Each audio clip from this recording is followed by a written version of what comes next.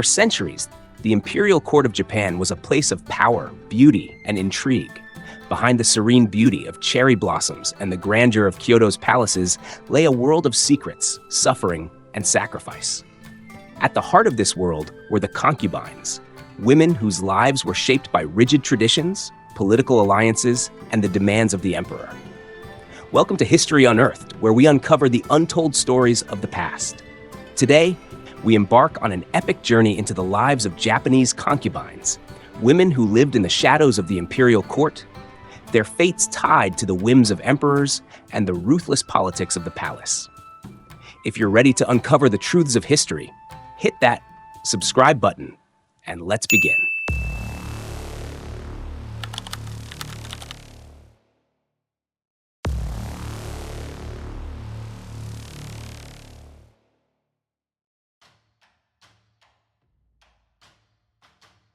In Imperial Japan, concubines played a crucial role in the emperor's court.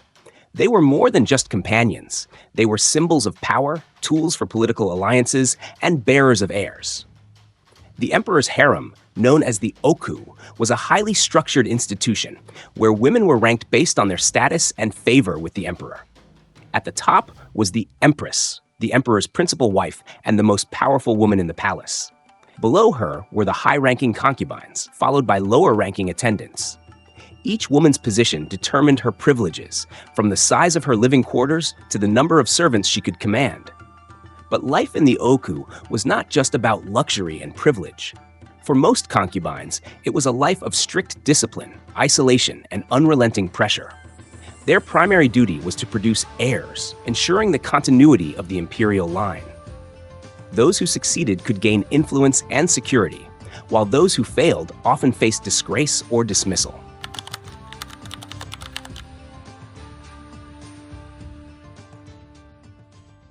For many young women, becoming a concubine was not a choice but a duty. Girls from noble families were often selected as children and sent to the imperial palace, where they were trained in etiquette, music, and the arts. The selection process was based on beauty, family connections, and political value. Families saw the opportunity to place a daughter in the emperor's court as a way to gain favor and influence. Once inside the palace, these women were cut off from their families and the outside world, dedicating their lives to serving the emperor. The training was rigorous.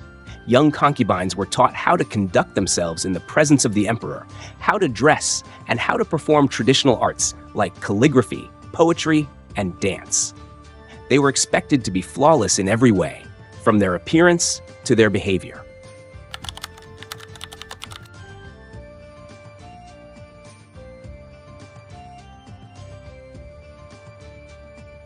Life in the Ōoku was governed by a strict hierarchy. The empress held the highest rank, followed by high-ranking concubines and lower-ranking attendants. Each woman's position determined her privileges, from the size of her living quarters to the number of servants she could command. But with status came competition. Rivalries between concubines were common, as women vied for the emperor's favor. Those who succeeded could gain influence and security, while those who failed often faced disgrace or dismissal. The competition was not just about personal ambition, it was also about survival. In a world where a concubine's status could change overnight, women had to be constantly vigilant. They formed alliances, manipulated court politics, and sometimes resorted to extreme measures to protect their positions.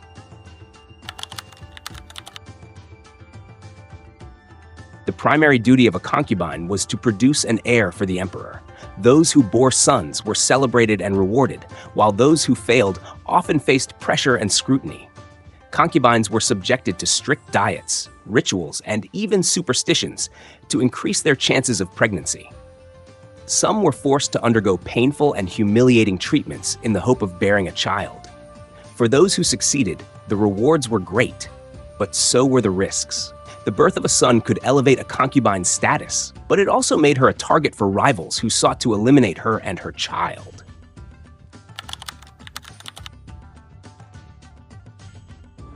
Despite the opulence of the imperial palace, life as a concubine was often lonely and isolating.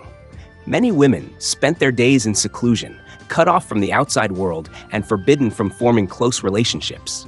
Even interactions with the emperor were strictly regulated. Concubines were expected to be available at all times, but their time with the emperor was often brief and impersonal. For many, the only solace came from friendships with other concubines, or the small comforts of their daily routines.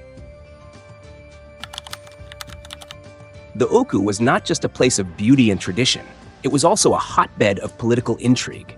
Concubines often played key roles in court politics, using their influence to advance their family's interests or secure their own positions.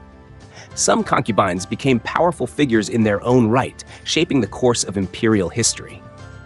For example, Fujiwara no Michinaga, a powerful regent, used his daughter's positions as concubines to consolidate his power and influence.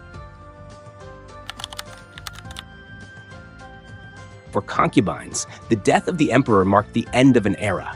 Some were allowed to retire to Buddhist convents, where they lived out their days in quiet solitude. Others faced uncertain futures, as their status and protection were tied to the emperor's favor. The story of Japanese concubines is one of duty, sacrifice, and resilience. These women lived lives shaped by tradition and politics, their fates tied to the whims of emperors and the demands of the imperial court.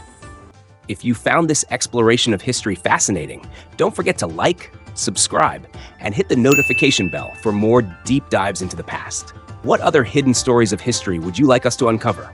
Let us know in the comments below. Until next time, stay curious and keep uncovering the mysteries of the past.